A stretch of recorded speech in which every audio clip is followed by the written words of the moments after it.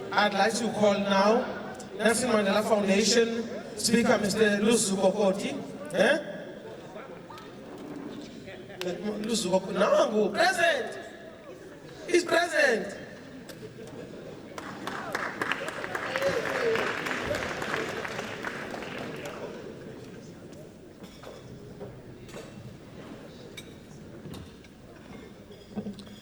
Program Director, thank you. We feel very welcome and very entertained and very honored because of your hospitality. You're amazing. Deputy President Cyril Ramaphosa, the Chancellor of the University, Ms. Santi Bota, Vice Chancellor, the alumni of the University, the SRC, honored guests, ladies and gentlemen, good morning. On behalf of the Nelson Mandela Foundation, on behalf of the Chairman of the Foundation, Professor Njabulo Ndebele, the Chief Executive, Cyril, who is not here, he is returning today. He was climbing Mount Kilimanjaro. He's landing around 6 o'clock, so I represent him today. His cause is to raise awareness about the challenges that girls face in classrooms. But challenges that are not necessarily in the classrooms, but about the sanitary towels that keep them out of the classrooms. Because they don't have those, a lot of girls, over 50,000 girls almost every year drop out of school because they don't have sanitary towels. This campaign with Track for Mandela is designed to remove that from our problems in society. Cyril is leading that campaign today. Both the chairman and Cyril they're very honored to be invited to this event, and both of them send their apologies and their best wishes to the university. It is my privilege to represent the foundation, the Board of Trustees, and everyone at the Nelson Mandela Foundation. We have traveled a long journey with the university, with what was originally called the University of Port Elizabeth. Madiba was still with us when the original request was received from the university for his name to be associated with the university, which would be called the Nelson Mandela Metropolitan University, and went through a painstaking permission process. At the time, our archival team assembled Tata Madiba's connections to the city.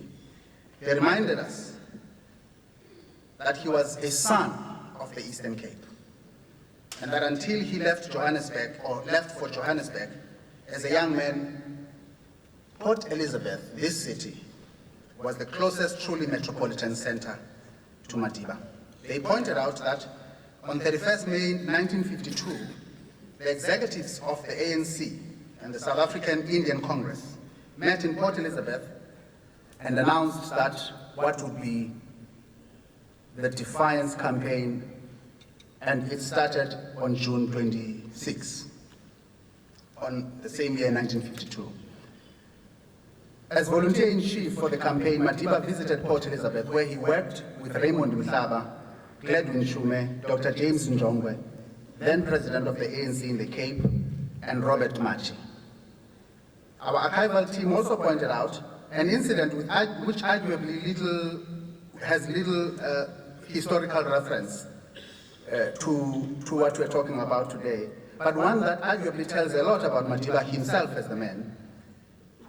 Driving out of Port Elizabeth in 1955, on a road trip he took from Natal, past Transkei, driving around East London, Port Elizabeth, and then Cape Town.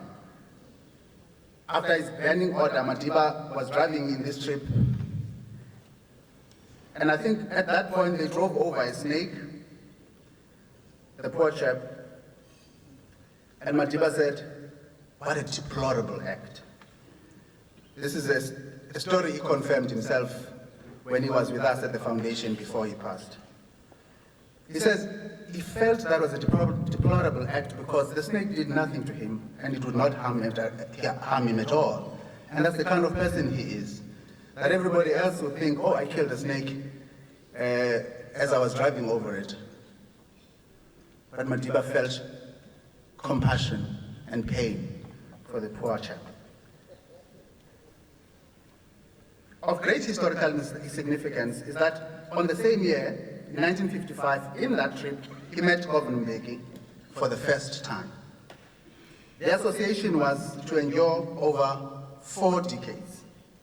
I could go on and on sharing details from our rich store of archival information in the Nelson Mandela Foundation about Madiba, his relationship with his comrades, education, and so on. For instance, we could talk about Madiba's passion for education as a liberatory instrument for individuals and communities. We could talk about his long years of university study from Forte to Wits, to University of London, to UNISA.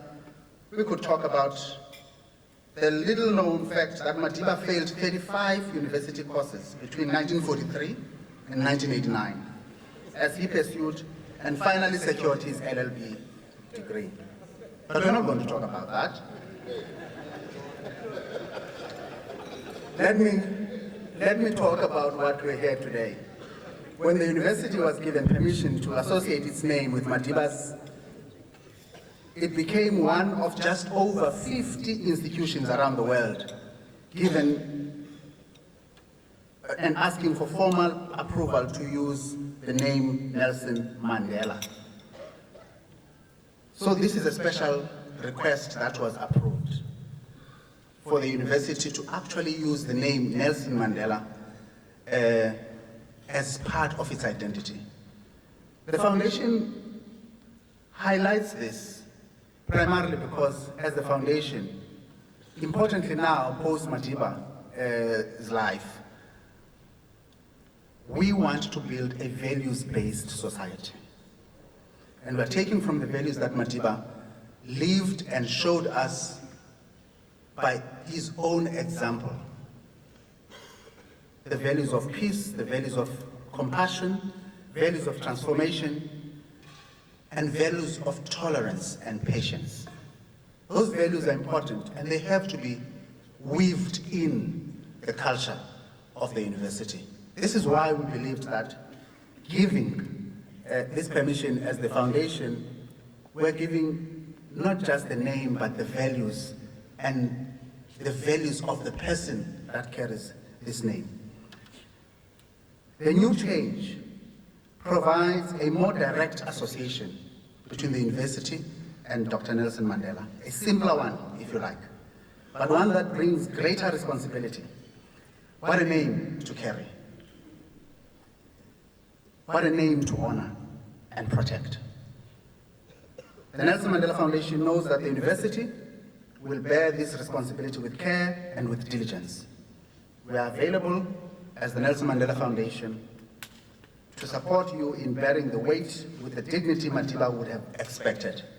We wish the university well, and we hope that the values that the university carries are the values that each alumni will go out into our society and emulate. I thank you.